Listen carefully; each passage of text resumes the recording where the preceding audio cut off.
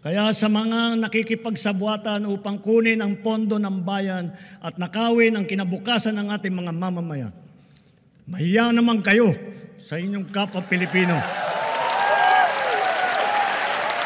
Mahiya naman kayo sa mga kabahayan nating naanod o nalubog sa mga pagbaha.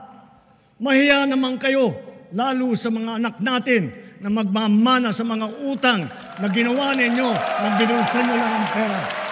Wala rin namang nagpipigil na sa Senado magkaroon din ng investigasyon sa pamamagitan ng isang resolution o sigurado ko pagdating ng budget debates ngayong taon, uungkatin talaga namin yan. Bubusising mabuti ng Senado ang panukalang 2026 budget dahil sa mga palpak na flood control projects ayon kay Senator Riza Hontiveros. Kaugnay ito ng mga issue ukol sa flood control projects na kahit nasa 1/3 anya ng pondo ng Department of Public Works and Highways o DPWH ay inilalaan para rito ay matinding pagbaha pa rin ang nararanasan ng mga Pilipino.